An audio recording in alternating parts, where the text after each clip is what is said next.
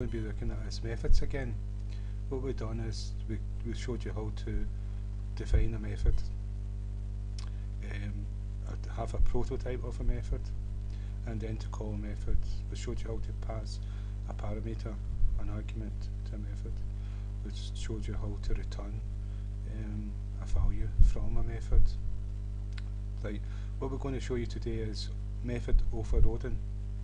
Now you can have one method name, but you can have different implementations for these methods, and each one's got different code. And what you do is I'll also do another one of these. I've added another two of these ones. I'm going to do another one with no parameters. And so if I cut and paste this one, as well, all I've done is cut and paste them, and take away the arguments. Right, and so I'm going to do this. I'm changing them all. This one is 5, and this one is 50, and this one at the bottom you cannot see is 5,000. Right. So what I've done, I've made the program bigger now, so that it's coming off the screen. So if I lift it up a little bit, I'll be able to show you the bottom. Right. So what I've got is second test sec meth, no parameters, adds 500 to it. Test sec meth, one parameter, adds 5. This one adds 2 parameters, adds 50. This one adds 3 and adds 5,000 to the original number. Right. And so each one of them is the same method.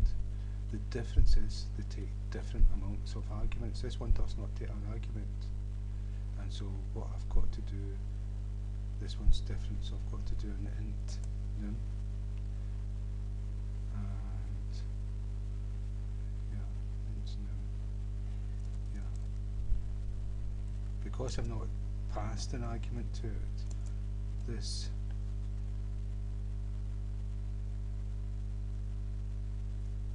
I'm not passed an argument. So what I've got to do is number. I'm just going to say that equals 500. Right, keep it simple.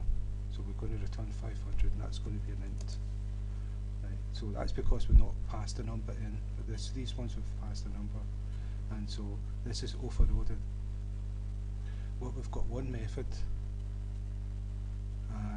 but we've got 3 different implementations of each method. Each one is doing a different job, and this gives you power in programming, because it's like, if you can imagine that you want a method to do something at a certain condition, but you want it to do something else at another condition, and so you can have different methods with different parameters. So if circumstances change and you want it to behave slightly different, then you pass it a parameter, and you know that the code's going to behave differently. Offhand, that's the best way I can describe it at the moment. And so what we've got here is test meth, and then we've got number equals test sec meth, and we've passed 100. Right, what we're going to do is run the first one.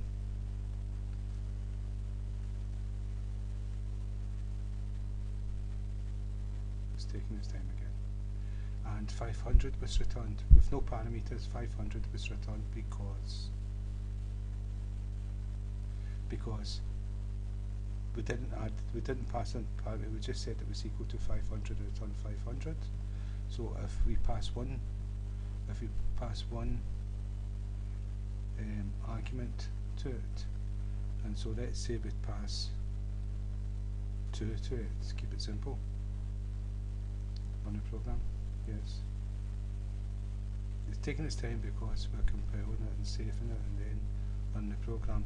7 was returned because 5 and 2 is 7, and we'll go down, we'll see that the one argument adds 5 to 2 and it ends up 7. It's the same method, but it's just different arguments. And so what we're going to do is we're going to pass two arguments to it, and so this is this one here, and so 2 is getting passed in and 50 is going to be added to it. We've not done anything with the second number, it's just to show you and give you an example.